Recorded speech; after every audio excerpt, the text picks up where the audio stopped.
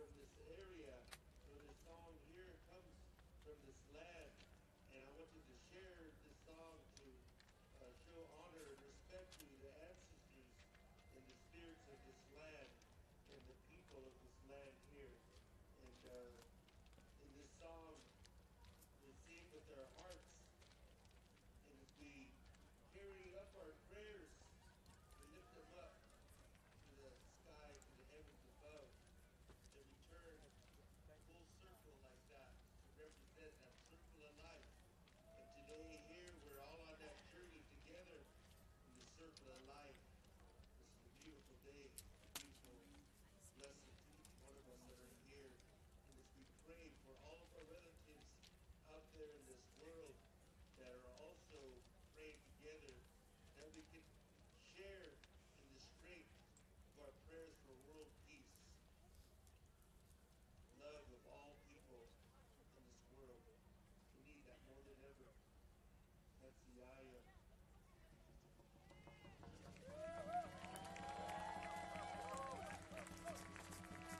For my relatives, as I sing this song, and as I finish the song, we say, aye, we lift our prayers up and turn a circle to complete that.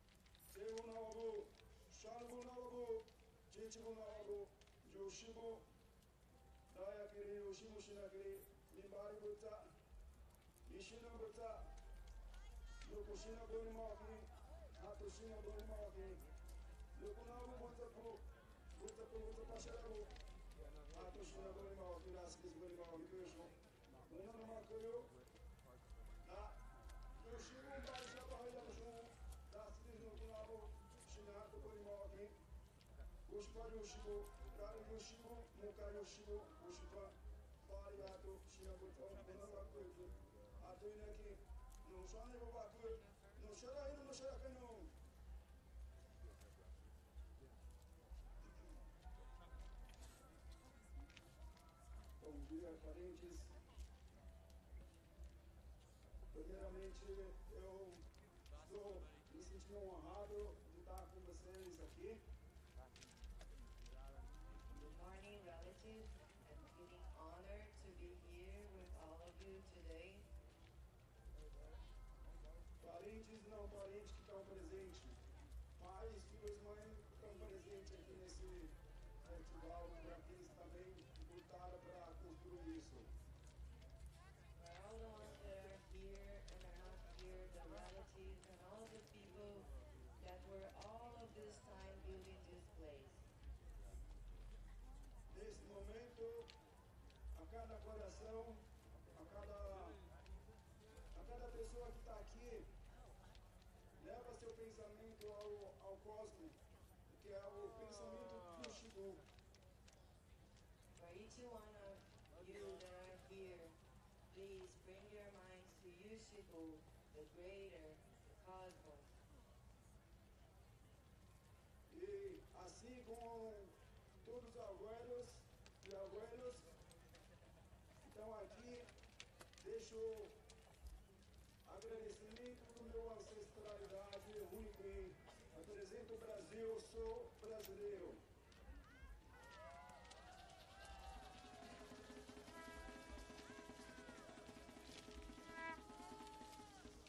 Thank you very much for being here, for all of you being here. I'm from Brazil. I'm Unicoin. E o Senhor abençoe o coração de toda a gente que está aqui presente, quem está aqui, quem está lá fora, mas que o universo abençoando, assim será o sentimento, a pulsação natural de nós mesmos, sentir a alma no nosso coração, rezar por aqueles que estão aqui presentes. Muito raucho.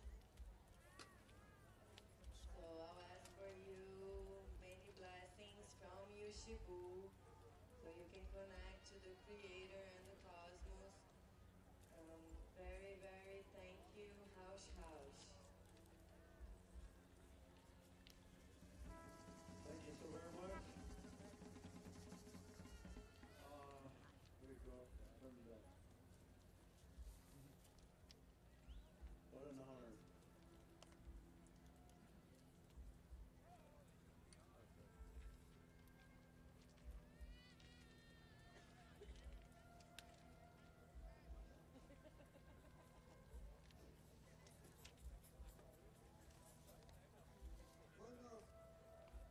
Bueno, abuelos sabe, para icona no sabes nada, que es lo siguiente.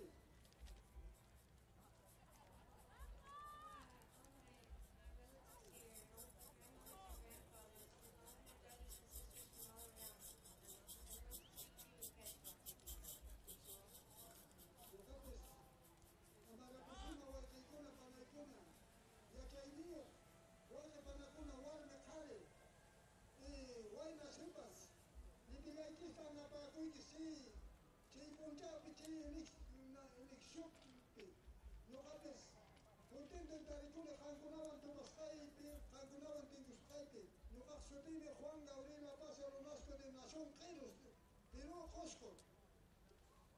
Brothers and sisters, it's such an honor to be here with all of you today, united in a shared heart.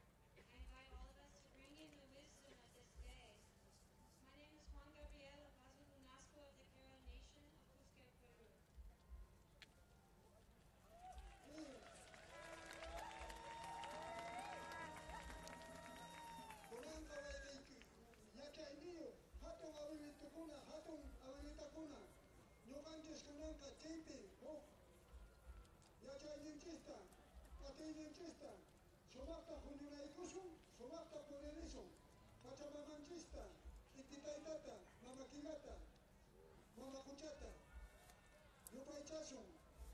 Somata, celebração, litigantes, Wakipanaikuna. What a beautiful day to gather all together to celebrate the Mother Earth, the waters, the wind, the sun, the moon, the stars, all of these wisdom keepers from all around the world, and all of the people from all around the world, here together to celebrate the Mother Earth together. Bueno, Yokapes, Cheka Haton Shombiwame, Yokapes Taskikitis, Jay, Unionatuinches, Jay Atiniches, Tesimuyamanta, Unionis Condition, Kunanka, Somak, Solarona, Wawan, Olawan, Wawan, Wakaikuna, Panaikuna, Jay Atinicheska, Haton Dam Tausarichum, Haton Daricharichum. And through all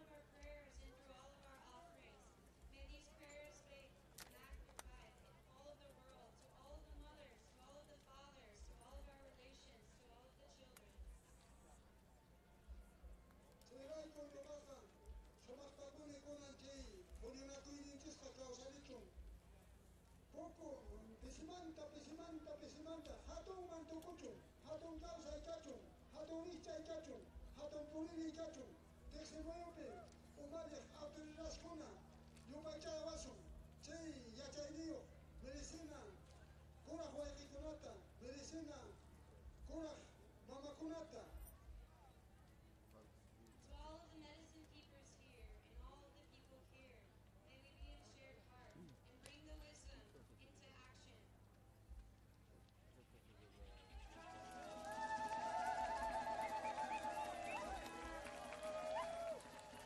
Bueno, locapes, cheilan locapes, bisi palaro, huayquipanaikuna, kunanka sumakta, reaccionakusum, tupayusum, pinko y tupay, nuka, remailime, che, jesuasimipe, pinko y tupay, reaccionakuntis kunanka, aile, chei, apidinchista compartinakusum, teximoyo, chei, karu lakta kunamanta, reaccionchista, yachayinchista, huisakinchista, karu lakta kunamanta, locales, karu lakta manta, amone, elus lakta manta, Peru, Coscomanta, Hamone. Locales, hatun son buwami, locales, chasquiches, ni pilaikis, huaycapanacuna, or pilay son pulay, no castellan palabra, or puchay son puy. And I have such a big heart to be here today. May we all, in the right time, share all of our dances and share song and share wisdom from all the places and experiences from which we have come. I'm so happy to be here, and I want to remind you that the spiritual path is not an easy one. It's one that we take step by step and continue with deep faith and deep presence. Thank you so much with loves from my heart.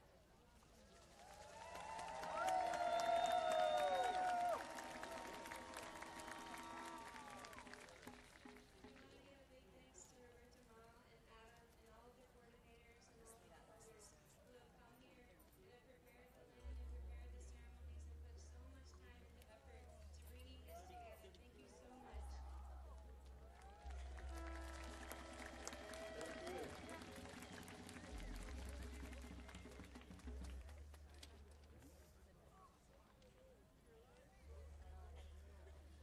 Thank you all for giving them so much respect. They deserve it. Oh, Tlasokamati, Tlasokamati, Tlasokamati.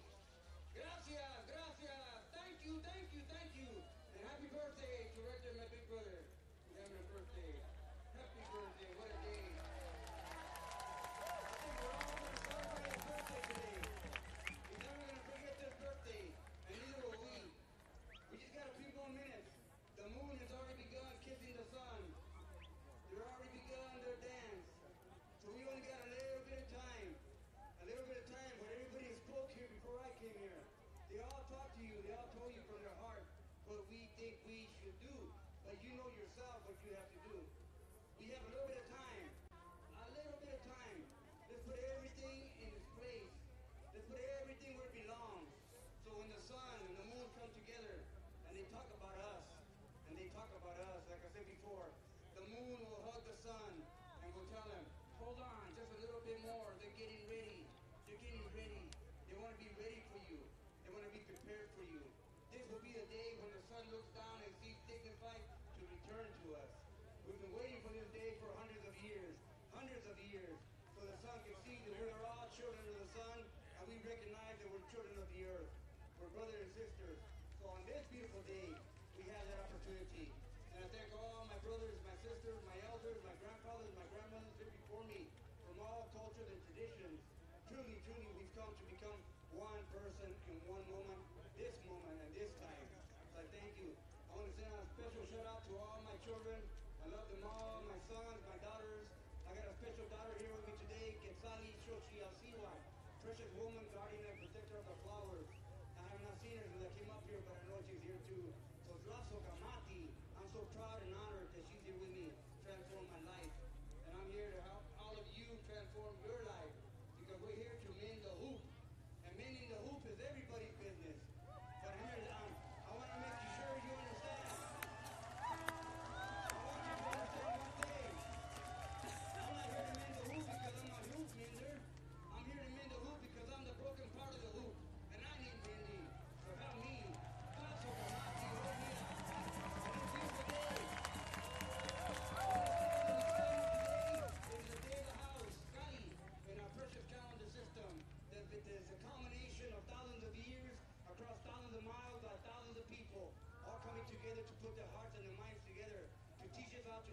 live and love and walk with the sun. So tlazo kamati, we miak. No yo no paki ikwa kimisita. Totatsi ni wikat. Topitin de kulinastalan. Ipa ni moani tamanchan. Ya yo no mental tipak. My great father's son, tlazo kamati, look at us, the little ones. But we're here to protect the earth as you give us light and warmth. You come where life comes from. Ipa ni moan. And we're just a young protectors and guardians in Astalan. Tlazo kamati, we miak. And thank you, Grandfather Fox, for all you've done and all the organizers of this place and your vision that brought us here today. Tlazo kamati to each and every one of you. And happy me become one with you. Aho, Tlazo kamati.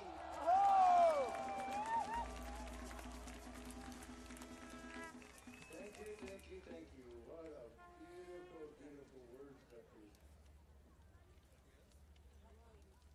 How y'all feeling today?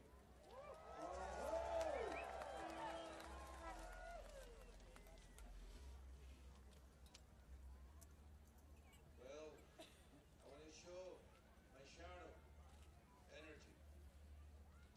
It's part of your heart.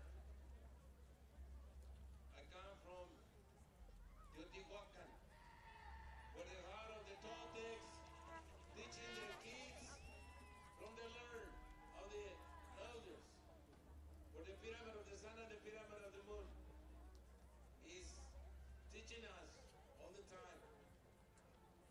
I want you to know that everybody use today your energy of your bureau, your mire, made out of obsidian, flint, jade, and turquoise.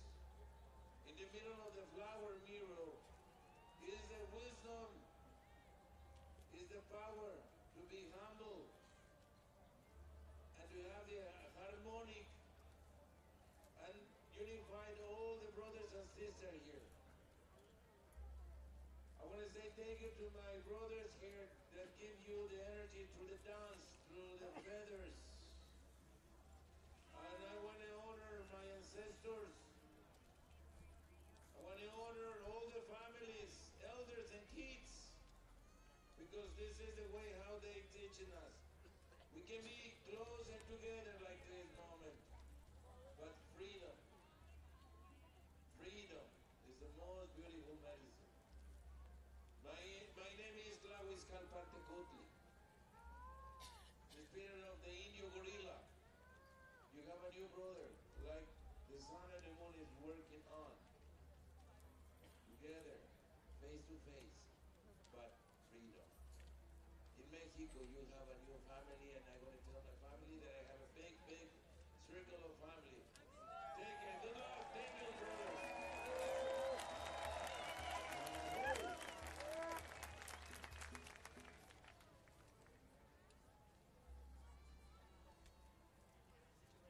Lazo shishkaki bene mawani, iwan moyo koyana, todati, iwan tonati contigo, inheke na wakampa, iwan nauyoli, con el permiso del dador de la vida y los guardianes espirituales de estas tierras, con el permiso de cada uno de sus bellos rostros y corazones, venimos a ofrendar para nuestro Padre Sol. With the permission of my elders, with their beautiful hearts and faces, we come here before you to offer these prayers. The tobacco has been put down, the medicine has been put down, the prayers have been put down. The ancestors and the elders are here with us. The children are here with us. We're all here gathered today as one giant family, humanity coming together to raise our hands to the sun, to embrace one another.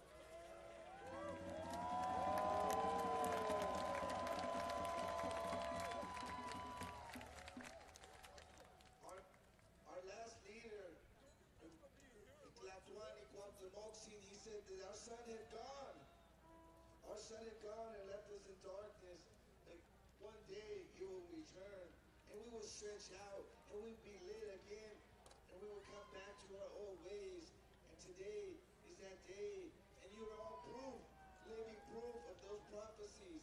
We're all here living proof of those prayers of our ancestors. So we can be here today in this moment, in this place, in this time. Our gift is the present. what we have is this moment. Let's enjoy this moment. Let's live this moment. Let's come together. Let's love each other. Let's think about our intentions in this moment. Let's think about the change we want to create. Let's be the change we want to create. I want to ask you to open your hearts and your minds in this moment. And we come and we pray.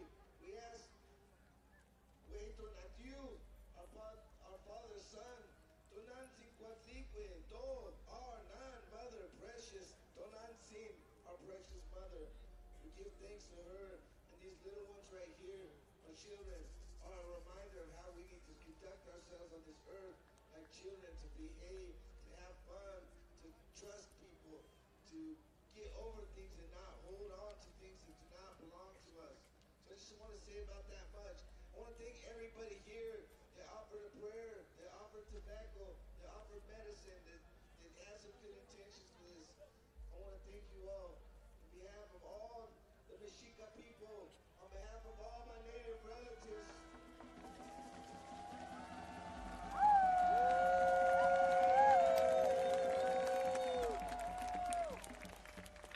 the eagle and the condor have landed. La Socamati, Omadeo.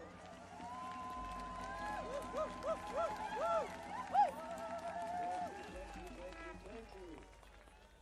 We would like to ask the parents to get your children and move them up closer to the circle here, because we want that energy around us, that little beautiful spirit energy around us.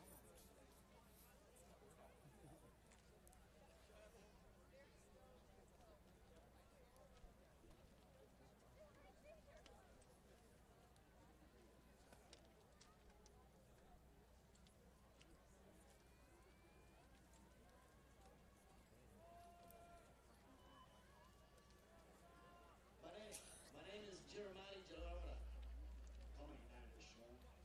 I come from far north Queensland, if you didn't already guess from the accent. I came across the Pacific Ocean, saw the sunrise twice to be here. 3 weeks ago I was walking through my country, cutting logs and making didgeridoos. And I just want to pay my respects to the Warm Springs people here, and also all the other elders from all the other different nations from all around the world. I'd like to say Yalada. Yalada in my language means hello, goodbye, please, thank you. How are you? Yes, I'm good. You can also use it for cheers, so I'd just like to say Yalada to you all, and especially for all the traditional owners of the place that we're now standing on. For me to be here is something amazing, but I'm here, it's like more than anything, I'm here to represent my people, my ancestors and their teachings. We believe in what's called the Nyarimonko. The Nyarimonko is the great song and journey of everything that was, is, and will be, and will never be. This is just one Nyariko, one song that creates the world around us. Each and every one of us has come here together on this day to watch the sun and the moon sing their Nyariko, sing their song, sing their journey. This is what it means to be walking in the same direction, side by side. So with this I'll say a blessing in my language. And if you can finish it off by saying Yalada too with me. Yo, yada biga biga. Yalada. Wada jawo. Wada. Wada. Wada. Barumaya. Jina baraga bumana. Yalada. Yalada.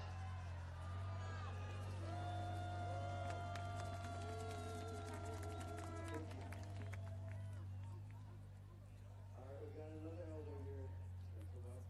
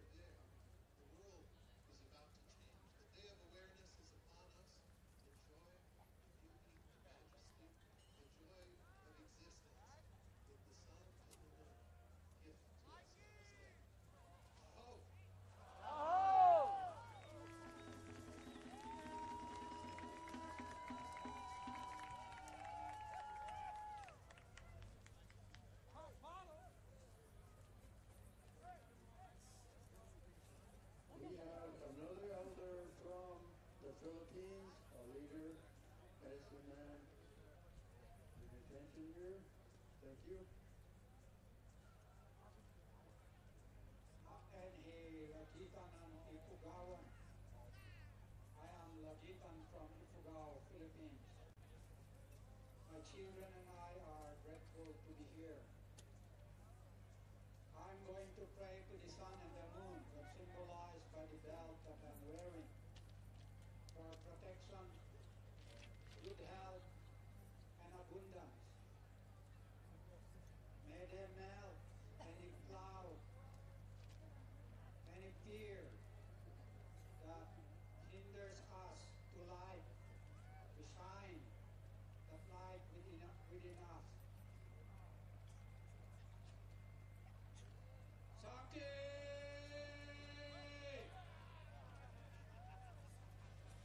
Amarko ya bukan ina Marco. Bulan ya bukan ina bulan. Juan cakme. Yunga cakme. Kona thay matak duan me. Mitakui mi iya me ya pi mok me. Hakie. Aho.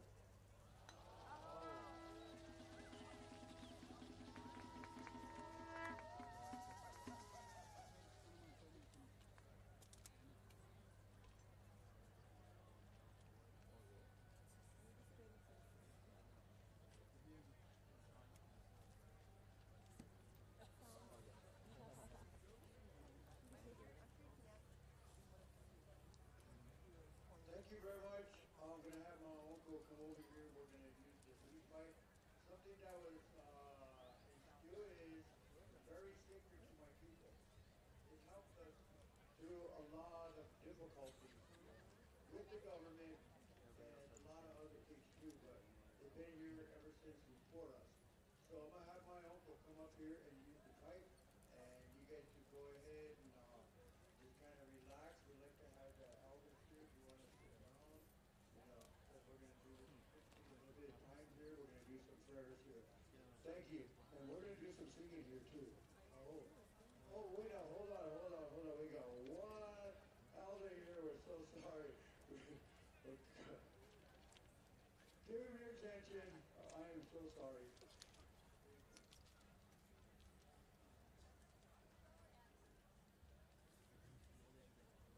Primero un agradecimiento a todos los SkyWitness que estamos aquí presentes, felicitándolos por esta honor a nuestros ancestros que con su palabra, su voz y su espíritu nos presentan este concepto, esta visión.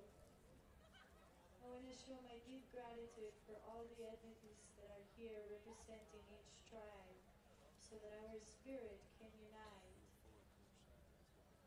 Porque ellos, por medio de su planta y del remedio, y por medio de nuestra madre tierra, ellos han criado para nuestro conocimiento.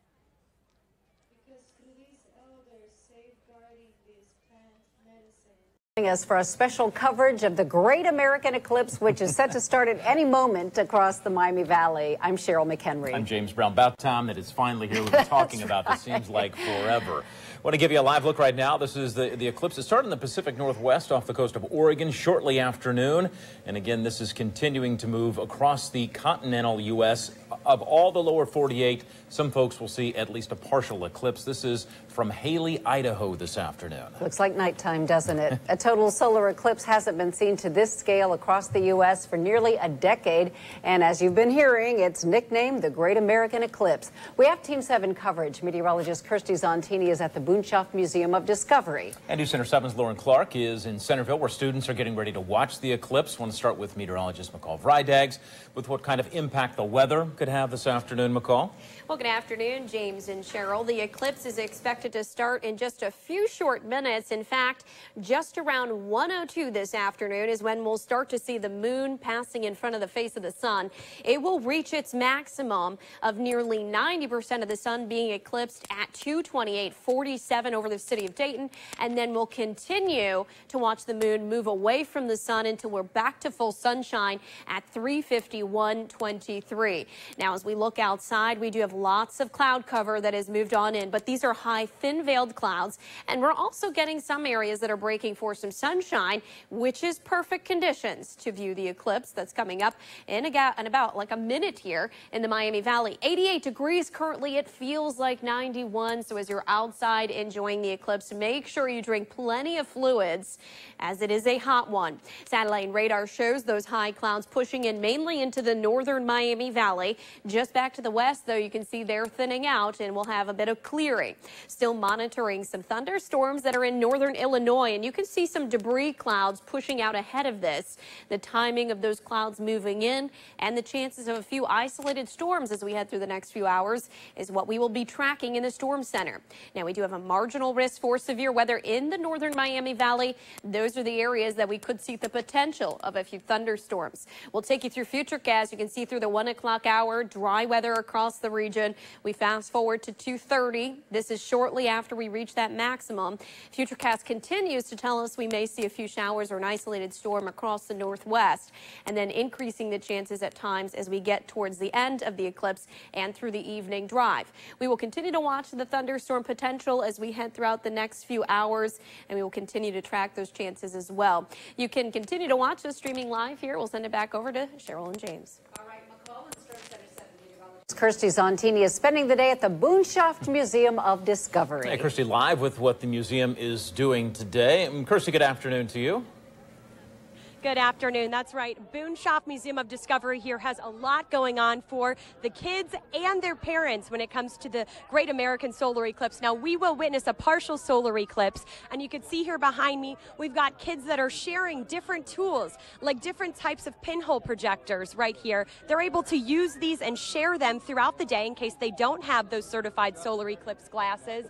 Now, I do have my glasses, and I want to show you real quickly before you find the sun, glasses up, then you're going to look up and find the sun. Now, even though we do have those debris clouds, as McCall had mentioned, with my glasses on, I can still see the sun here shining through those high clouds. So I think cloud cover is going to end up trying to cooperate. Keep in mind, this is an event that's going to go from 1 until about 4 o'clock in the afternoon. Boonshoft will be here the entire time. They have their astronomers on site answering questions here from children and adults. They also have inside, if you get a little too hot, you could watch them live track here NASA's feed of the solar eclipse. They've got several different areas to witness that. So I'm going to stay here. I'm going to talk to some kids who are super excited. They're already using their different tools to safely view the solar eclipse, and I'll be joining you throughout the afternoon.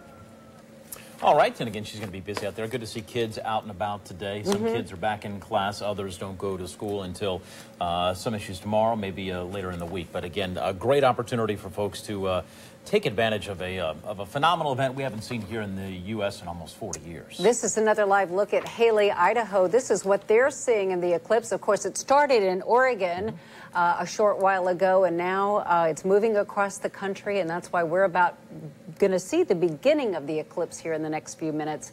And as Kirsty said, it will last for the better part of 3 hours, with maximum coming at about 2:28. And it was interesting. You made a comment, Cheryl, when this eclipse first started. You said, "What's this look like?" Looks like somebody took a bite out of a moon pie. Yeah, it's exactly what it is. Which is the snack for today. And now we're at a big bite, as you can see right there. Folks, if you're heading out, you need to be very careful. And again, we're going to talk with an expert optometrist here in just a little bit about the dangers of looking directly at this if you do not have specific glasses that are approved. So keep that in mind. We'll talk with them in just a couple minutes. And NewsCenter 7's Lauren Clark is at Tower Heights Middle School in Centerville, where this is a science lesson, actually, Lauren, because they're going to be looking up at the sky with their glasses on, right? Exactly, Cheryl, and one that they've been planning for quite some time now, in a little over an hour. We're going to see more than 500 Tower Heights middle schoolers and staff come all the way out, fill up this field and even the parking lot over there to try and view this eclipse. The science department has been planning for the Great American Eclipse for months now, and staff was able to secure those certified eclipse viewing glasses for all of its students. Teachers have been talking to the middle schoolers about what to expect and how to view the eclipse safely now since school started last week. Now, not all districts were able to pull this off and get glasses like these. I'm sure many of you watching this right now had some difficulty getting those glasses for yourself, making sure that they were certified. Same thing with these school districts, with businesses planning watch parties.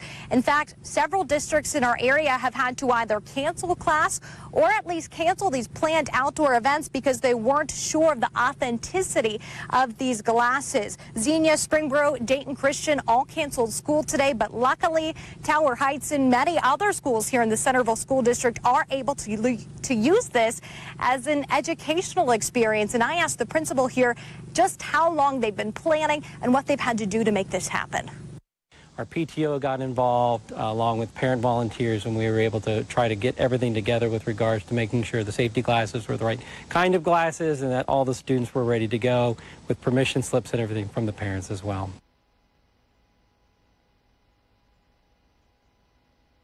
Here and offered us a pair of glasses. Luckily, we have our SkyWitness7 Eclipse Watch glasses already. Many of you do as well, so we are ready to go. I also learned that students here in Centerville actually have excused absences today if their parents choose to keep them at home. Some parents saying they want this to be an experience that they have with their own kids at home. Reporting live in Centerville, Lauren Clark, NewsCenter 7. The eclipse right now. We've been keeping this live look of the eclipse up. This is from Haley, Idaho. If you're heading out, you can hear special eclipse coverage on AM 1290 and News 95.7 WHIO. And please be sure to share your pictures and videos from the eclipse on our SkyWitness7 page on WHIO.com. And a reminder, we are going to stay live through the eclipse right here on Facebook Live and WHIO.com. We're not going anywhere for the time being. We're going to stick it out with you here. And we now have joining us Dr. James Hackley. He's an optometrist. And James, glad to have you. We've had all sorts of questions in the newsroom. We have questions of our own about what people need to do Got my here. glasses. Cheryl's the smart one. No, somebody actually graced me with a pair, but I'm happy to share it with you all. Sure. The question is, and I've heard a lot of people talk. So, if people don't follow the rules and look at this eclipse without the glasses, right? How quickly can that cause damage to eyes? It can only take a few seconds to cause damage. The big thing here is you're never supposed to look at the sun. Today's just the eclipse day where we all want to look at the sun. Sure. So it can only take a few seconds for that damage to occur. And the bad thing is it doesn't feel painful. So people don't realize that the damage is setting in. They may not realize it till a day or two where their vision's all blurry. Okay. So that's the important part. Sure. Yes, one question I had, and I asked you this earlier, since we're not getting a total eclipse here in the Miami Valley, we're getting, I think, an 89% covering of the sun by the moon. Right. Is there any point during our partial eclipse that it's safe to take these glasses off? Good question. No. You have to keep them on the whole time. So damaging rays can come from a partial eclipse, and so people will probably think that they're safe by taking them off to look at the sun, but they're really not. So you should keep them on the entire time. Good question. Now, when you're talking, back to the issue of seeing blurriness, spots as well, white spots. I mean, what if somebody is going to look at the sun? There inevitably somebody's going to without the glasses. Right. I mean, how long afterwards are they going to start seeing some symptoms? It may not be until a day or two later. Okay. So that's another thing. They may realize that they're damaging their eyes because they can still see, but they may wake up tomorrow or the next day with cloudy vision in the central part, some blind spots, some little white dots. And then at that point, they should go see their eye doctor and get a dilated exam to make sure, there's no damage. Is there anything their eye doctor can do for them once that damage is done? Good question. No. It just takes time and healing, and they may recover some of that vision back. They may not. So that's why it's important to wear your safety gear, your sunglasses, or the safety glasses. We had somebody call the newsroom probably about 30, 40 minutes ago, and they were asking about, okay, listen, if I'm inside and I have the glass in between me and the eclipse, am I okay? Good question. No. They need the special safety glasses or the pinhole observers or the pinhole cameras. That's the safest way to look at it as well, to indirectly at the sun. Have you studied eclipses in the past to see if in years, especially many years ago when we didn't really have all the information we have today, did people hurt their vision and ruin their vision by Good looking question. at the I did not eclipse? study it as much, but I Yeah. have seen examples of people in the past, I think in the 60s, that were looking at it and then still have permanent vision. And usually it affects your central vision, which is the important part. That's how you read, that's how you drive. And so that's why you don't want to mess with it. It's just not, when in doubt, if you're not sure, don't do it. Don't look at the sun. Are you at all surprised that, you know, some schools and districts have canceled classes today because of concerns about kids damaging their eyes? I mean, that no surprise to you? Well, back in the 90s, when I was in school, I remember I skipped a day so I could watch it at home, and then they watched it at school, and all my friends did fine. So as long as you're doing it smart and you're using your safety gear, I think you should be okay. A lot of eye doctors say, when in doubt, just don't do it. But I think if you're being safe, you know, and taking breaks, just doing a couple seconds, I think you'll be good with this right protection. Now, you made an interesting statement earlier. So any time, really, that we would stare at the sun for a prolonged time, we could harm our eyesight. Exactly. Don't do it. And that's the thing. You're never supposed to look at the sun. It's just today it's interesting. And so people are going to be tempted to look at the sun. You're never supposed to look at the sun. So maybe that's the important take-home message from today. And don't ever look to it. Even with sunglasses. Right, exactly. I mean, you know, because people think that, oh, well, I have that extra protection that it's going to be okay. Right. Sunglasses are great, but they do not protect your eyes from this type of radiation. So you should never look at the sun, even with sunglasses. Okay. All right. Well, any other thoughts that you have? I don't. Have fun, be safe. Yeah, everybody should be careful and heed your words of wisdom. Right. Thank you. We hope that optometrists and so forth and eye doctors and specialists aren't busy after today, but inevitably they will be seeing patients. Be safe, exactly. Probably some people who will even be a little uncertain as to whether they damage their eyes. Maybe they've got some other issue and they wake up and they think, well, did I hurt my eyes by not having Yearly eye exams are always on? recommended. Gonna put them on? Well, I was going to say, because we talked a little bit earlier with Dr. You know, kids are, because when you look in these, you can't see anything. Right. So kids are going to be apt to try and kind of look around and so forth. Parents, your words of advice to them on what they need to do with these glasses. Exactly. Just make sure they're fitting properly. Make sure they're always looking through them. If they're peeking around them, stop that. Yeah. Okay.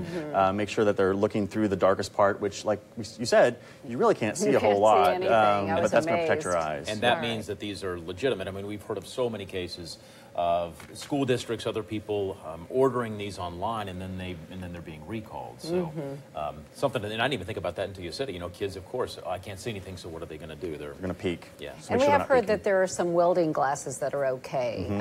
At least number 12, preferably number 14. Right. It's the darkest possible. When you look through them, you really can't see anything, and so it's going to protect your eyes. It's going to protect all that, or block out all that radiation. So I think we've exhausted the subject then. Not the eclipse subject, but certainly the bottom line is don't look at it without the glasses. Exactly. At all. Dr. James Hackley, thank you for your time. Thank you for having me. Enjoy the eclipse. Thank you. Yes. Use your glasses, my friend. You can borrow mine if you like. That's right. Kate Bartley, meteorologist, we've been talking about it, but Kate's off today, and she is in, of all places, where there is going to be a total eclipse. I believe she made it to Sevierville, Tennessee. Kate, she's going to give us a look from her perspective. Sunglasses on now because it's a bright, beautiful day, but I have my SkyWitness7 glasses ready to go. At this point, we're basically waiting for the eclipse to start. Our plan was to come down at 9 a.m. yesterday morning. That's when we left the Dayton area. We ran into a lot of traffic crossing the river from Cincinnati into Kentucky. Other than that, we didn't see a ton of traffic. So we were planning to get up this morning outside Sevierville and move a little bit more into the path of totality. There is so much traffic here, we decided not to do that. We're going to get 46 seconds here in this park, so we're going to stay and enjoy those 46 seconds because we left this morning just to try to get breakfast, could barely even turn left on this rural road. As you drive down the highway, we're seeing signs that say heavy traffic, do not stop for the eclipse, even on the interstate. On these rural roads, we see a lot of signs offering eclipse parking, offering rooms for people who want to see the eclipse at obviously much increased prices. So we'll stay here. We'll let you know how it looks. Talk to some more people just at breakfast. The tables around us were from Michigan, Mississippi, and Georgia. Obviously, we came all the way from Ohio along with some Oakwood High School students. We'll let you know how it looks from here outside Sevierville, Tennessee. Kate Bartley, NewsCenter 7. That's 7.5-month-old Charlie providing the ambient what's Mom doing? Come opinion. over here, Mom. This is a local live shot for you folks that we're providing of just the tiniest of eclipse that has started there in the upper right-hand corner of the sun. But a cool shot there, as we see, as folks who are here in the Miami Valley now that have those glasses or those welding masks, this is what they are able to see. And again, if you don't have those, folks, we were going to be here throughout the afternoon till 4 o'clock to help guide you through this partial eclipse. And as Cheryl said, at its grandest, 89% is what the moon will be covering. That's what they said, and I've read that Cincinnati's going to have 91% coverage. So obviously, the further south you go, you gradually get more totality to where Kate is in Sevierville, Tennessee. Yes, she's going to have 46 seconds of totality, but that's a pretty cool thing when you think about it, if you haven't seen it in your life. Yes. And you know, it's one of those situations where we were kind of joking with Kate last week. Today's her husband's birthday, so like, hey, listen, first eclipse for their 7-month-old Charlie. Her husband's birthday. She has the day off, and who knows? For tax purposes, maybe since she is working for us a little bit, she'll be able to write that off on her tax. Okay, and we've talked a lot about these glasses that you have to wear today. Let's take a listen to what experts have been saying all along, that the best way to view the eclipse is with the approved solar eclipse glasses. We did give away thousands of pairs over the past couple of weeks. In fact, our first giveaway lasted only 30 minutes before 1,000 pairs had been claimed. Yeah, gave away 1,000 there, and then last week gave away almost 2,500 more. We came to work here. I came to work about 1:45, and there were already about 60 people in line, and by 4 o'clock there were hundreds and hundreds of people, so we were glad to be able to help them. You know, one of the big questions that many people have is, okay, what makes these glasses so special? And during a recent WHIO report, NewsCenter 7's Jim Oddie sat down with Dr. James Beerley, an optometrist with Just for Eyes right here in Dayton, and Dr. Beerley described the makeup of these glasses and why they work directly with the solar viewing. It's actually aluminum mylar that's on there, and what that does is it reduces the intensity of the UV coming through. So basically it's blocking it is what it's doing. UV is what we get when we suntan. There's A, B, and C. A and B come to the Earth. C is absorbed by the atmosphere, mostly the ozone layer. So what it's doing is absorbing that UV, so it's protecting the eye from a solar burn that would occur in the back of the eye. I think the biggest risk here is among kids. Adults are probably pretty well informed, but kids are ones going to be, if they're outside, they're the ones that are going to want to look up into the sun and to try to view it, you know, without using the proper eye protection. And as they said, there should be an ISO. It should be a 123-1-12 on the side of it, and that's the International Standards Organization. They were formed in 1946, if I remember right, and they have basically come up with standards for these glasses, is what they've done. If this is happening over such a long period of time and it's a school day, kids are going to be getting out of class, going home in school. I can just see the temptation to look up. You get off the bus, look at that thing. It's going to be darker than normal. So your advice to parents is what, doctor? Is try to watch your kids over this span of period from 1 o'clock to 4 o'clock to make sure they're just not sitting there just, you know, unprotected looking up into the sun. It won't happen. You won't damage the retina if you look at it for a second. But if you look at it for 2 minutes, you're going to create some damage into the retina. And it will be long-lasting. It will not come back.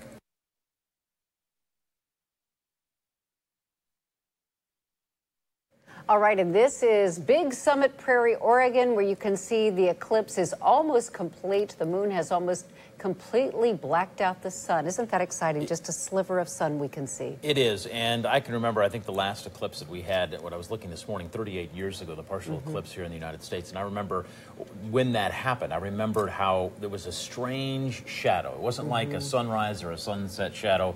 It was a shadow over everything, which is very hard to explain to my 10-year-old and my 13-year-old, but they've had their glasses. Their mother has. She is all geeked out, as we've been talking about. We've been making, good for her. Yes, she has kids to the house today. Thank goodness for geeks. That's right. And also, with this blocking of the sun, we're told that the temperatures will feel noticeably cooler as the sun dims here and elsewhere across the country. So even though it's a hot, humid day here, as you're looking at Big Summit Prairie, where the eclipse is almost complete, I'm sure it's a little cooler there, too. And again, this is in the path where I think I saw 5 capitals across the country that will see a total eclipse. So interesting. And, You know, I saw some video late last week. This was Thursday. People in Oregon, there was miles and miles of backup, and this was Thursday. McCall showed it to me. I think it was Thursday. Right. People were already backed up, but they had all kinds of pre-eclipse festivities because, as we do in America, we make a big deal out of all these things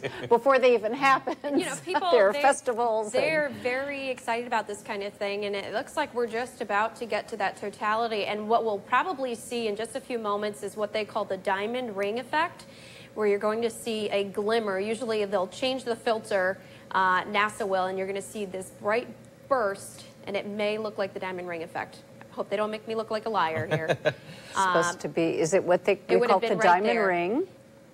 And that's total darkness, that's total darkness in Oregon for the first time in, what, 99 years? Yes, yeah. Anyone would have seen that. Yes, that's actually... There it is. So there it is. Is that the diamond ring? They probably didn't change the filter in time. Usually it's the last glimmer right before it goes total. Okay. It looks completely black, and then you just get one little piece of the sun that's left before it goes to darkness. Now, is this what they call the streamers? It looks like corona? snakes. This is the corona. Yeah. Corona. And people with telescopes, I believe they may be able to see Venus with a telescope. That you start to see stars that are usually so close to the sun that you can't see until a total eclipse happens. So you have the corona. This will last about 2 to 3 minutes, this totality, in this part of Oregon, and then slowly the moon will move away from the face of the sun. And pretty much for this 2 to 3 minutes, there's probably cheering going on, applauses, screaming, and people are really excited. The temperature will have fallen off. It's But how many degrees do you think? I mean, on average, have you been able to... I wouldn't know. I mean, I've never experienced a total eclipse, but it is that you feel it. You know, it's noticeable. Feel it. The insolation, and I have a graphic which I'll show you in a little bit that shows the incoming solar radiation and how much it drops off in the path of totality. But once this starts to go back to the partial eclipse, you have to put your glasses back on. But right now, everybody there has taken their glasses off, and they are just standing there likely in awe of this experience. It's just beautiful. And you and I were talking a few days ago, McCall, about the effect on animals. We know people are cheering. What about the animals? Do they behave strangely? They do. They do. I've heard out here, there's the diamond ring effect. Okay, there you go. yes. You see how it looks like a diamond ring. At this point, everybody is now putting their glasses back on. It's no longer safe for them to stare at it. So, how magnificent is that? So animals, birds may begin to roost. I've heard that cattle, typically that may head back into the barn because they think it's time to go to bed, things like that. So animals they'll get quiet. Insects may get quiet and things like that. So it's interesting. Because their instinct tells them it's nighttime. It's nighttime. Yeah, and it's such a gradual process. It's almost like sunset. It's, and they just start to act a little strangely. So you can see they've changed that lens back over to a different lens, and that's why it's not nearly as bright and intense as you talked about the diamond effect there, McCall. Correct. Yeah. And so now they'll go partial and then eventually back to total sunshine. And here locally, we're likely 1/10 of the way into our eclipse. We're about an hour away to when we would see maximum, which is at 2:28. In the Miami Valley, and then it will slowly go back to full sun. So we'll see just like a thumbnail left of the eclipse. What's interesting also about this, and you may or may not have noticed when you're watching this, the eclipse, the moon is actually going across the sun from right to left. And I think you would normally think the way the sun rises and sets from east to west, but because of the way the Earth is spinning and the rotation of the moon in its orbit, what happens is the moon rises, the sun, and then the sun sets, and then the moon sets. So it's just the timing and how the orbits actually work with the Earth, moon, and the sun. Yeah, what a phenomenon. Yeah. I was thinking about that this morning, about the scientists are able to pinpoint exactly, and the astronomers and so forth. It's way above my pay grade. Yeah, because the skeptic in me was thinking, what if it doesn't happen on Monday? What if we've been looking forward to this for some time? But I figured the people who were calling for it to definitely happen today knew what they were talking about. And looking ahead, it's 2024 is the next eclipse that we'll be able to see. Correct. And April 8th. And if I'm not mistaken, it's going to be in its totality. We'll be able to see it here in Dayton. Yes. In its totality. We will have a total eclipse here. So what we just saw there is definitely what they're going to see. Save your glasses for 2024. Who knows if we'll have another giveaway in that much time. Wow, so put them in a file in your file cabinet under solar eclipse glasses. Something like that. You know, all sorts of school districts and so forth are using this as an educational experience. I did get a text here just about 1 o'clock, and this teacher teaches here in the district with a team, and they say 25% of their team, which is about 100 people, 100 students, gone today. They did not show up. A whole slew of others were released at noon, so they could be out and about and taking advantage of it. And as Lauren was saying, it's because a lot of families wanted to experience this, or perhaps the parents, you know, didn't want to expose the kids to possible danger, whatever the reason. And I think Lauren is standing by now at Tower Heights Middle School in Centerville, which is using this as a teaching experience. Lauren? Cheryl, I think I just heard McCall say we're at about 10% right now here at Tower Heights in Centerville. Actually, what looks like maybe a parent out here in front of the school who's got their glasses out here. They were just looking at the sun a few minutes ago. Interesting to start to see that eclipse happen. Of course, we're just beginning to get a little bit of it here in the Miami Valley. Still about an hour before we see what will be the closest as far as a totality, about 89% of that eclipse. I just had the opportunity to use my StormCenter 7 glasses myself, and about the right upper hand of the moon, you can start to see that eclipse happening. So really neat. I'm excited. I can't wait to see the kids' reaction here at Tower Heights. This middle school has been planning since the spring now to bring students out here at a little bit, about an hour or so closer to the height of the eclipse. We're going to see this entire field filled up, as well as that parking lot behind me. I talked to the principal here. He tells me that in addition to staff and teachers planning since spring, they've also been working with students pretty much every day since they got back to class, talking about this not only in their science classes, but over the PA system as announcements are made in the morning, as well as just kind of whenever teachers have been able to fit it in. They're talking about what the eclipse means. They're talking about how it happens and how to view it safely, because that's going to be really important. I talked to the principal just a little bit ago. He'll be out here in about an hour. He explained to me some of what they have planned for today. All 500, and I believe we've got 10 students absent today, so we've got 556 students that are going to be coming outside, along with 64 staff members. Everybody's going to be outside around in this area watching the eclipse. Now, I did hear James mention that one of the districts had reported about 25% who didn't show up to school today. I spoke to the principal here. He said only about 10 students at the middle school did not come to class, but Centerville is saying that any students who opted to stay at home will have an excused absence, and that's for all sorts of reasons. It's for parents who are concerned that their kids won't keep these glasses on, even though every student here will have a pair of certified glasses. And it's also for parents who say they want to make that memory or have that experience at home with their students. In fact, the district even gave some of those parents glasses to go ahead and watch it with their kids at home. And in about an hour here, we will begin to see those classes coming out of the building, getting ready to view the eclipse. We'll be here live then as well, talking with teachers and students. Reporting live in Centerville, Lauren Clark, NewsCenter 7. All right, Lauren, thank you. And again, a live look there on the other side of our screen right here. That is from right here in the Miami Valley. As you can see, just a little bit more of that eclipse taking Just about 10% or so is what McCall said a minute ago. And speaking of McCall, we want to go to you now and talk about the incoming solar radiation. Yes, we have this really interesting map that was created by NASA, and it shows how when the moon moves in front of the sun, it blocks that incoming solar radiation.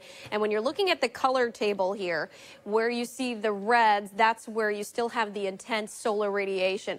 But as the solar eclipse was beginning on the west coast, you see where it goes to that very dark purple and black. That is blocking the solar radiation, which allows you to take your glasses off and be able to view it for the couple minutes that it is in totality. Now, it will pass to our south, where you could, in fact, take off your glasses down in the Tennessee area. That's where we have Kate Bartley experiencing this as we head through the next couple of hours.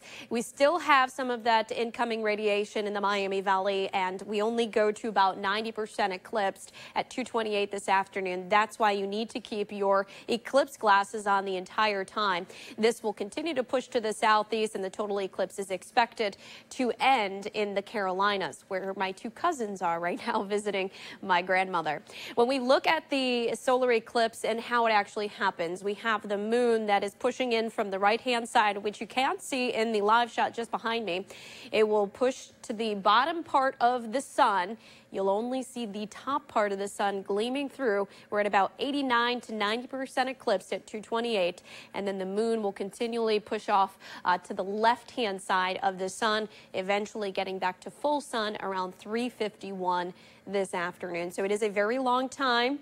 If you just get a few minutes to get outside and check it out, that's really all you need. The best time to view it, of course, would be at 2:28. A live look here in the city of Dayton. We do have some high clouds out there, but as meteorologist Kirsty Zontini was saying earlier, they're thin enough that you're still able to see the sun. It is a warm and humid afternoon. We're at 88 degrees right now, but feeling much warmer.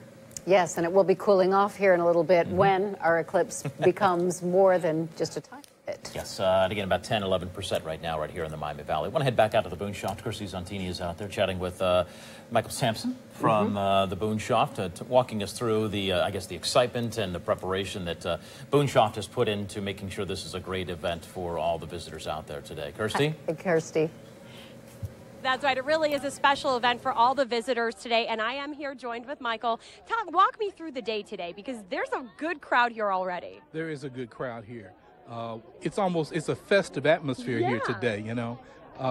We started early this morning, but the official program began at 1 o'clock, and we expect the actual eclipse to occur around 2:20. So everybody's getting their eclipse glasses ready. They're getting their cereal boxes ready. The kids are looking into the telescopes that we have here. Yes. So everybody's having a great time. Yes, and those telescopes, we've got one just off here to the left of us, and you've got your astronomers as well that are able to explain to the kids what's going on. That's something really special I think that Boonshoft provides today, is that expert explanation to some of the little ones, right? That's right. We have astronomy educators, and we've also allowed our the director of astronomy to be out. He's actually out circulating. Kids are asking him questions. You know, it's really interesting, and especially when you have so many young people that are interested in astronomy. Yes. You know, we encourage that. So we think that's really good for young people. But everybody's out here enjoying it. I was going to say, we've got people of all ages out here, and it is funny, every time the clouds thin back out, everyone grabs their solar eclipse glasses, they put them on, and they look up. So don't worry, even though they thicken up every now and then, these high clouds, they keep thinning out, they break a little bit, and there's plenty of tools to share at Boonshoft, so you could come and view it safely. If you don't have those glasses here, there's a lot of different options for you here at Boonshoft. So I'm going to stay here, as well as all the local astronomers, some of the experts from Boonshoft that are talking to all the little ones. I'll be here with them throughout the afternoon. All right, thank you, Kirsty. And this astronomer, John Chumak, you said you were, you I know this man. John. Yeah. Yes, John, does your license plate still say I see stars? It does. You're the same John Chumak. I knew that was you. University of Dayton researcher and director of the Chumak Observatory is located in Dayton. John, thanks for being with us. Hey, no problem. Where do you join us from today, John? Hopkinsville, Kentucky. Okay, and what took you there? Why, of all places, why did you wind up in that part of Kentucky? Well, it was one of my customers who approached me about 2 years ago when I was at an art show in Paducah, Kentucky. And they said, they bought a piece of my work, and they said, you know, my farm is dead center line. And why don't you come and visit that day and come over and shoot it from our place? And I thought, wow. I went and checked online to see where, you know, if it really was on center line. Sure. It was dead center. Longest totality time for the entire path, 2 minutes and 41 seconds. Right where I'm standing. So what time is it supposed to hit you there, John? Here, it's going to hit us at 1:24 Central Daylight Time. Okay, so you've got about 50 minutes. Yeah. How exciting. When you talk about the type of work that you do, tell us a little bit about that. Well, you mean from my observatory? Yes. Yes. So basically, I photograph objects in deep space. I'm known as an astrophotographer. So that's what astrophotographers do. They photograph anything in deep space through telescopes. And in my case, I do it through my homemade telescope I built almost 30 years ago. Very interesting. Now, let me ask you, as far as where this ranks in you looking into space and you looking into stars, on a scale of 1 to 10, give us your perspective. Solar eclipses, because they're so rare, especially across land masses, even though they happen every year somewhere in the world, they mostly fall over oceans. For it to land across the United States and the only country that's actually going to see it this time, very rare.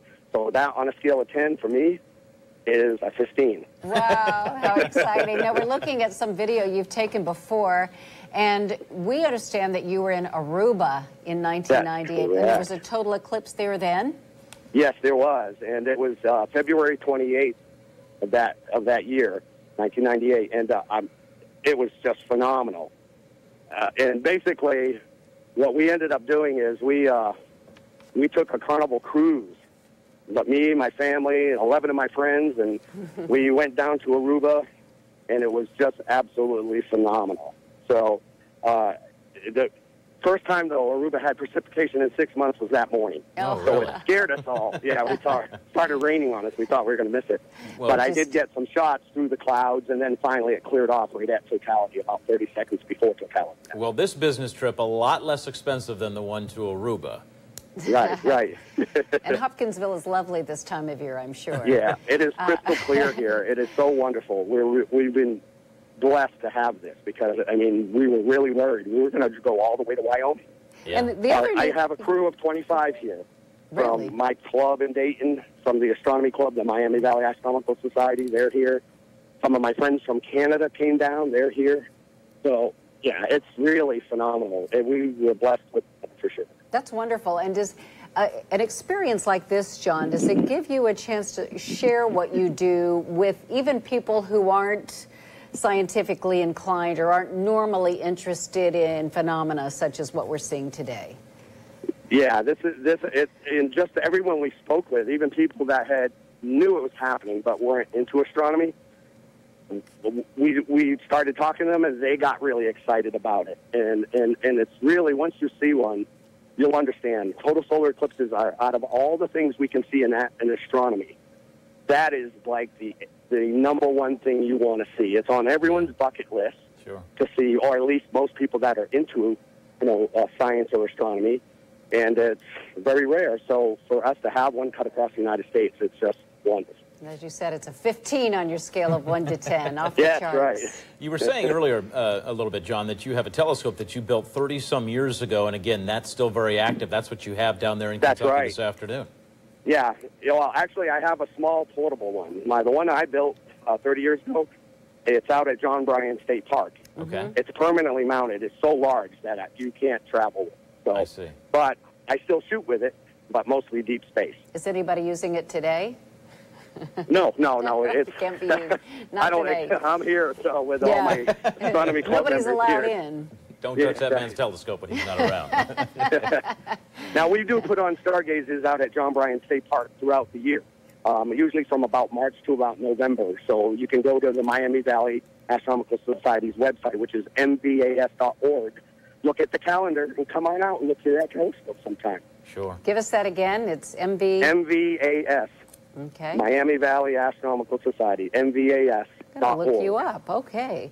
John Schumack, thank you so much. Enjoy the eclipse and say hi to Charlotte for me, will you? Yeah, I will. Thanks, Cheryl. Thanks. All right. Glad to have you along this afternoon, sir. Thank you very much as we say goodbye to John there in Kentucky. You are looking live here in the Miami Valley. That is what our special camera is seeing right now as we continue to move toward the, I guess, the 2:28 hour, where it will be at 89%. Just a few minutes after he said 1:24 our time in Hopkinsville. So Eric Elwell is standing by, our chief meteorologist. Eric?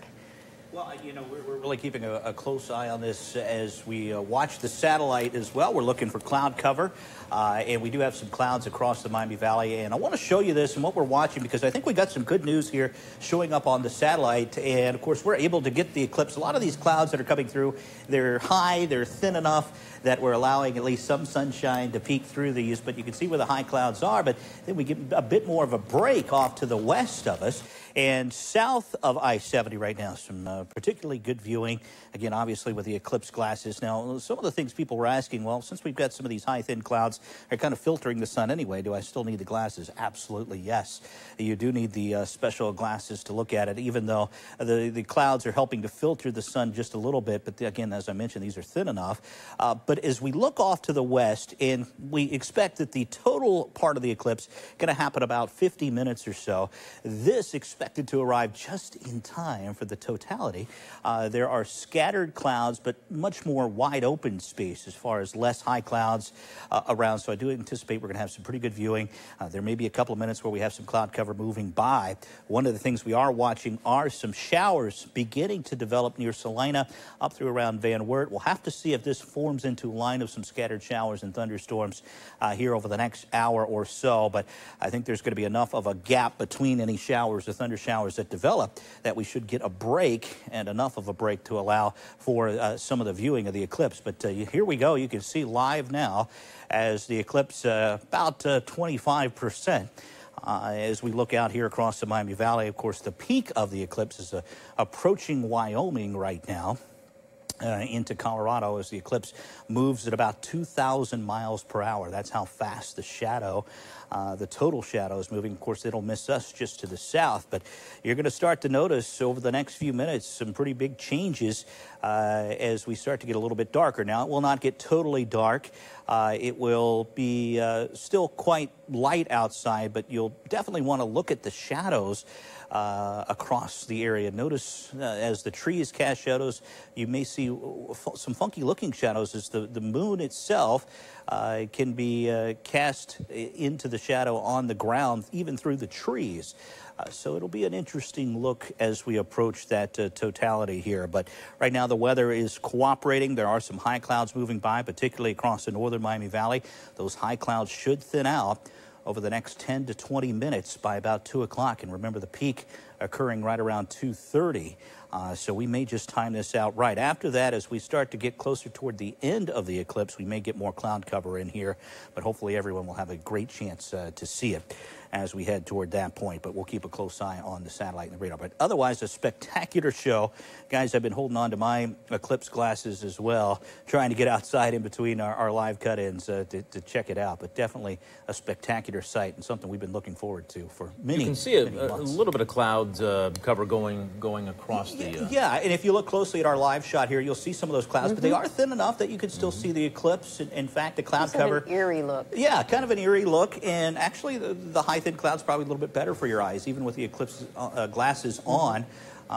Dimming it just a little bit from time to time, but you see right there some of the cloud cover moving by, but the cloud's still thin enough that we're getting a pretty terrific view of the sun. Now, the clouds may get a little bit thicker for a few minutes, but then, you know, give your eyes a break, even looking through the glasses. It's kind of eerie looking. Eric, you talked about the shadows that people might notice. So even if you don't have a pair of eclipse glasses, you can certainly look outside and see the effect on the ground and the shadows from the trees that you mentioned. Yeah, you know, we talk about making that pinhole projector. Well, what you're doing is creating a shadow with a pinhole projector, but you can still see the eclipse occurring on the screen. Well, the leaves will do the same effect, kind of acting like little pinholes as you go through the tree. So if you look at the ground, you'll see the eclipse shadow on the ground as well. So it's going to make for some very interesting appearances across the area. There you can see the clouds kind of thickening up a bit. But again, the cloud cover shouldn't last too long. The clouds should move out and we should get a good view here. Okay. And speaking of those pinholes, you know, Kirsty and McCall put together a little piece of video last week to share with our viewers. And it's very interesting. Yes. If you don't have the eclipse glasses and right now you're thinking, oh, I want to see it so badly, maybe you have these materials around your house. Here's McCall and Kirsty telling you how to make one. If you can't get a hold of the special solar eclipse glasses, we have a way for you to view the eclipse safely, and that's using a pinhole projector, which we're going to show you how to make. Here's what you'll need: some tape, aluminum foil, a paper clip or a pin, 2 pieces of white paper or cardstock, and a pair of scissors. The first thing you're going to do is grab your first sheet of paper. You want to fold it in half, then take your scissors and cut out a square in the center. Then take a piece of foil and you're going to want to cover up this square.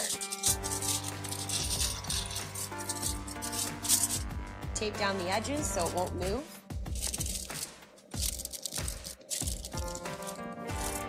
The last step is take your safety pin or paper clip and poke a hole in the center of the foil. Now it's time to grab your second piece of paper and you can test it out.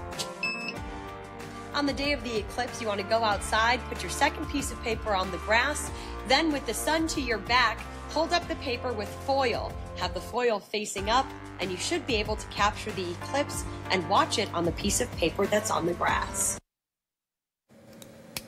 Most everybody has something like that at the house where they can. That's right. Even I have foil tape and paper, so I could have made that if I was home today. Yes, ma'am. I want to give you a quick look here at the path of this eclipse as it started on the west coast in the Oregon area just around noon time as it moves across the continental U.S. Yes, Eric was saying it's moving across Wyoming right now. From there, it works across the plains, crosses over the Mississippi River shortly after 2:20 p.m. Eastern Time across that great big river.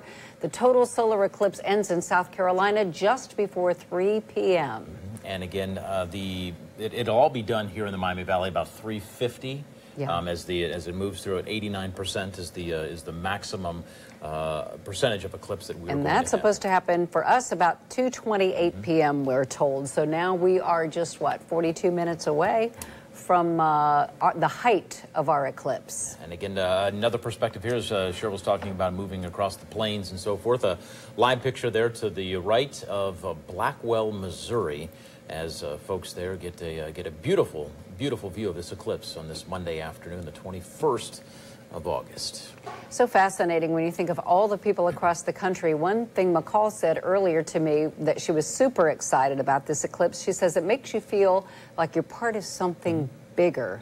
There's more going on in the world than just, our own little lives. This eclipse is covering a wide swath of the United States, and a lot of people around the world are curious about it. So it just shows how other things affect us besides just our daily routines and the people in our lives. And as John was talking just a few minutes earlier, eclipses happen every year, but how rare they are to happen over land in such a massive piece of property, so to speak, with a contiguous 48. A 70-mile swath, about 2,400 miles long, I think, from Oregon to South Carolina. So, yeah, we still have over an hour before this total eclipse in the path of totality is done here in the U.S. today. And it'd be fun to be in, where Lauren is. She's with she was some school kids at Tower Heights Elementary. It'll be fun to see those kids out there that have never experienced something like this, or even adults for that matter. Again, looking this morning, the last I guess eclipse 38 years ago here in the U.S. that was widespread. It's one of those experiences people will say in the future. I remember where I was in the solar eclipse of 2017.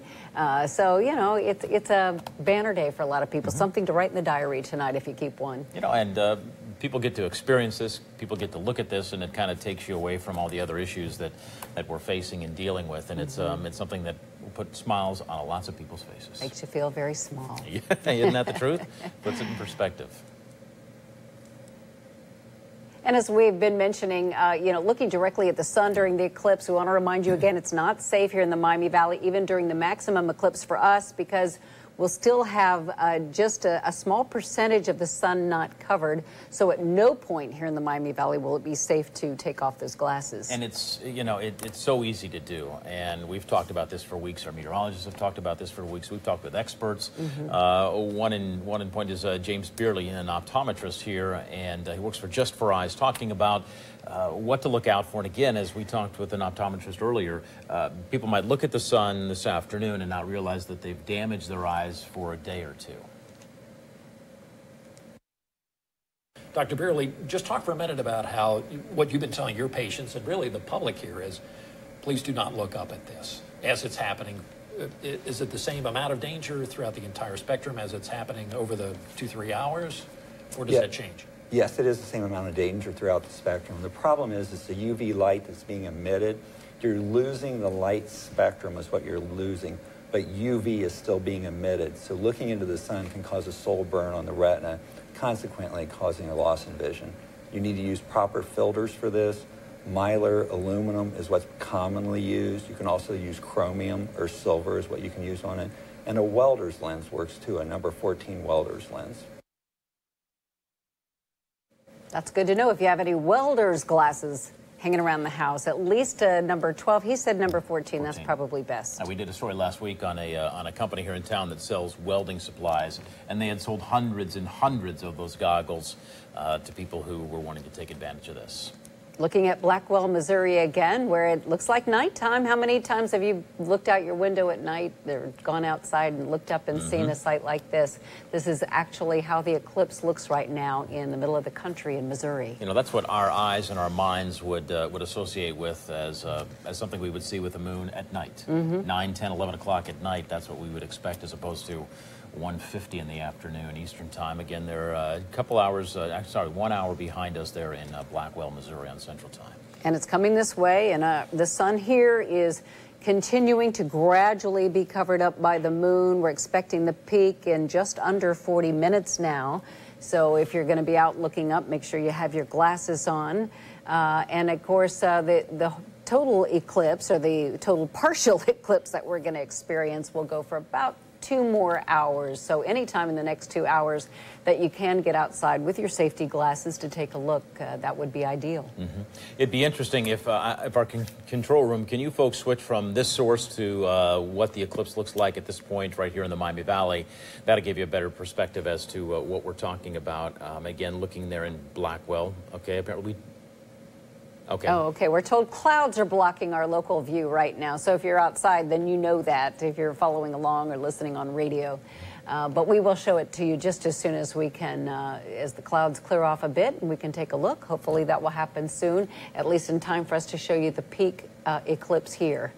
And as we continue, okay, we want to let you know that when you're speaking of you know, other coverage here, we have crews all over the place.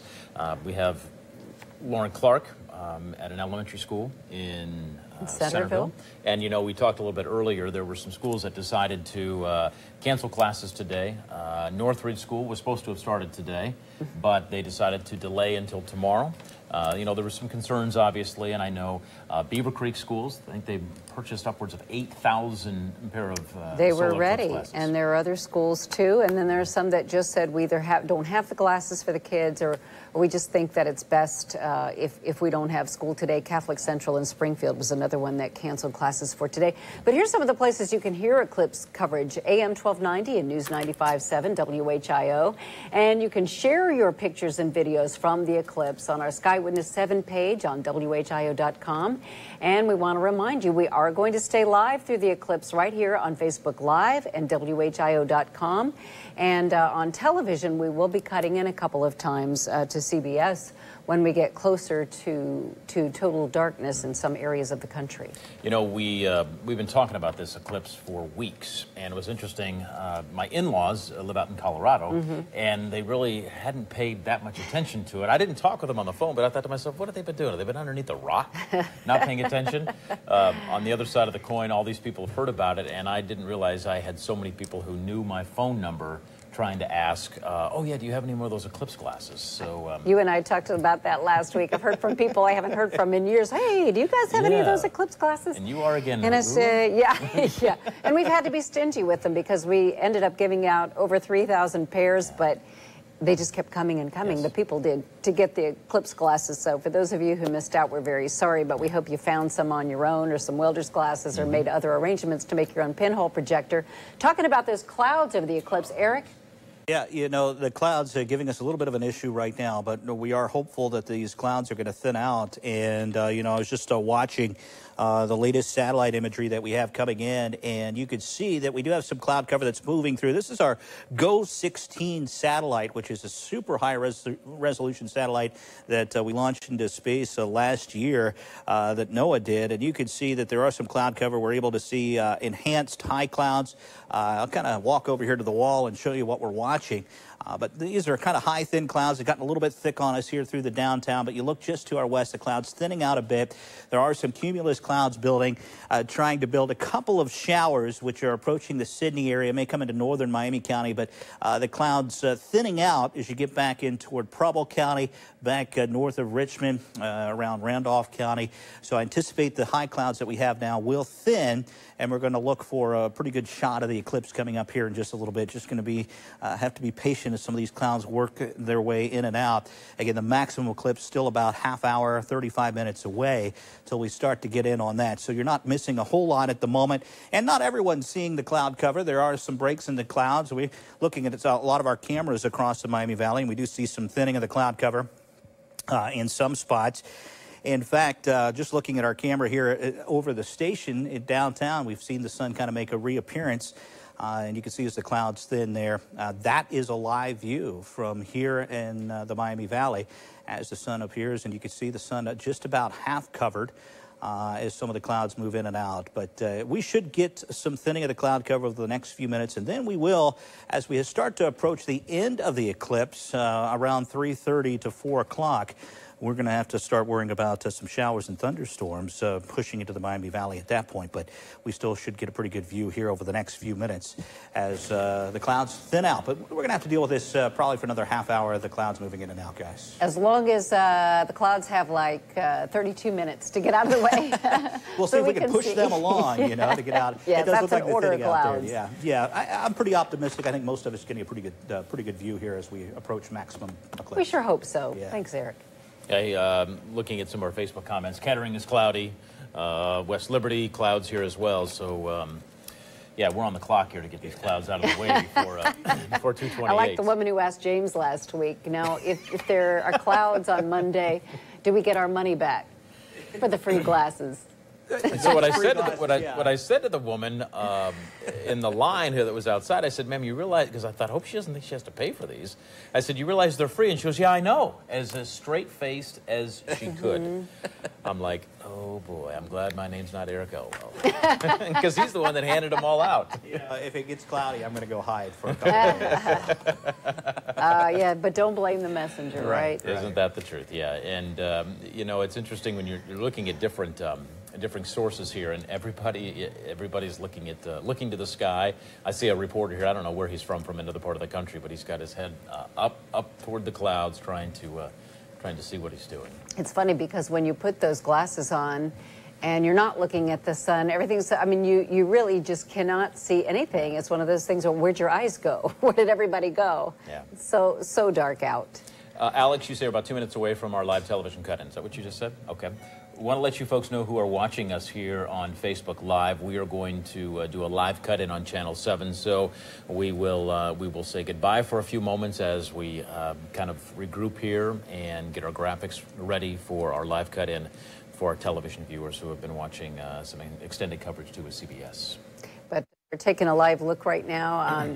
This could still be Missouri, that sounds, where this that would is. seem about right, because that's the last one we saw from Missouri about 3 or 4 and you minutes can ago. see how beautiful it is, and so many people across the country waiting to see a scene like this. Yeah, you know, and it's a spectacular scene. Something, folks, don't forget, as James was mentioning, you know, it's going to be one of those that we think back and say, I remember that day. And the good news is, in 7 years, we'll remember that day, because we got another total eclipse in 7 years. April of 2024, I believe. April 2024, and that one's going to be right overhead. And, you know, I just wrote an article that'll be in tomorrow's paper about the coming eclipses. We actually have a partial eclipse that's in a couple of years away. Really? That we'll get a view of, and then several lunar eclipses, one next year, in fact. So what I did is I took the article and I broke down when those eclipses are coming, so look for that tomorrow in tomorrow's Dayton Daily News. But we've got a lot of celestial events. This is just kind of the opening event for what's going to happen the next 10 years. We'll keep on coming, and we hope everybody hangs on to those glasses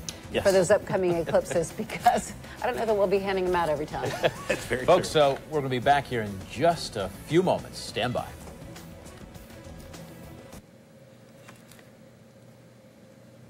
All right, folks, good afternoon. Glad to have you along on this great American eclipse. Today is the day, the 21st of August, as we've been talking about on Facebook for the last hour or so. We've been talking about this event for many weeks, and it is finally here. It's what everybody's been waiting for. James Brown and Cheryl McHenry with you. And as you can see on the right side of your screen, there's the eclipse in another part of the country, but we believe this is in Missouri. I'm waiting for Alex, our producer, to tell us exactly where this is. But we've been watching it come across the country, and it's been just beautiful. We saw it go completely dark in Big Prairie Summit, Oregon, a little bit ago. This is our local shot. You can see there's a little bit of cloud cover right now, but Eric Elwell, our chief meteorologist, is telling us that when we have maximum coverage, of our partial eclipse at about 2:28. He's hoping those clouds will clear off and we'll get a good view of it then. And again, high clouds that are kind of moving west to east, so we're seeing a much brighter shot of the sun here. And again, there's some instances in the last little bit we've seen none because the cloud cover has been a little bit heavier. That's right, but we've got people, you know, Kate Bartley is down in Sevierville, Tennessee, where she's expecting 46 seconds of total darkness, and some other people in Kentucky that we'll be talking to. So hope you'll stay with us and take a look outside if you have those glasses. That's right. And check us out on Facebook. We are live on our Facebook page, WHIO. We'll be back in just a bit. And now we are back. The magic of television. We went from live TV now back to live Facebook. To Facebook Live. Hello again, Facebook friends. This is a little. This is not nearly as structured on Facebook Live as we have plans to be here until 4 o'clock this afternoon. Which is kind of nice because the eclipse itself is not that structured as far as it moving across the country, and some parts of the country experiencing total darkness first, and then others beginning to get more and more dark. And we are about 27 minutes away from 89% coverage of the sun by the moon. That will be our peak darkness here in the Miami Valley. All right, we have Lauren Clark at Tower Heights Middle School. I think I mentioned it as an elementary school earlier. I apologize to they've grown up over the summer. I was going to say, in the last hour of the solar eclipse, look what it does to people. Lauren, good afternoon, and good to see some kids out behind you. Good afternoon, Chief. Yes, these are middle school students here at Tower Heights in Centerville. This class was actually out here earlier. They got a sneak peek of what this process has looked like as the moon starts to cross in front of the sun. You can see these students viewing with their glasses, and their reaction as they first came out and looked at the sun, just pure awe. I actually posted some pictures to Facebook and Twitter of just that initial reaction. It's really cute. So especially Centerville parents, you got to go check those pictures out.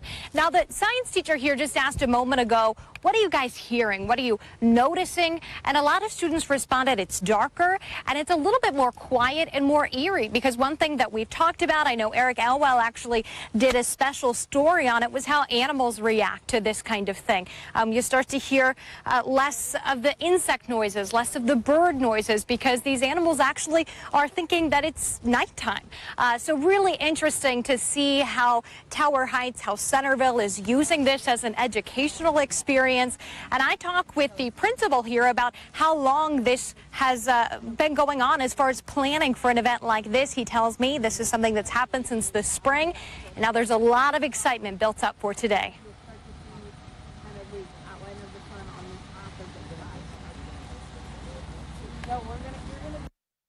We've been talking it on the PA. I've been talking our first day. We have a pep rally at the beginning of every school year, and I talked it up at the pep rally. The science teachers have been talking every day about it in their classrooms. We've been sending home school announcements every day about just this awesome, extraordinary event that's happening here that we get to be a part of.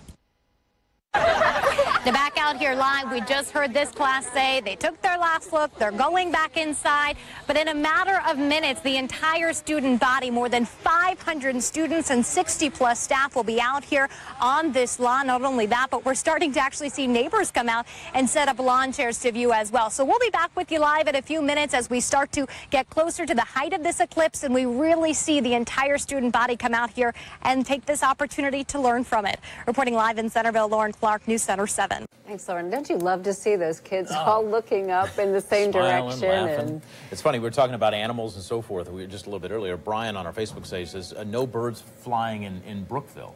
So again, Really? as the more shadow kind of hovers over the Miami Valley, what it's doing to these animals. it's a signal that it's nighttime. Paul was talking as well. Well, we'll have to take a nap here. Stern Center 7 meteorologist Kirsty Zontini is spending the day at the Boonshoft Museum of Discovery. Yeah, Kirsty joins us live with what the museum is doing today. And again, people just keep showing up. Bigger crowd from the last time we spoke with you.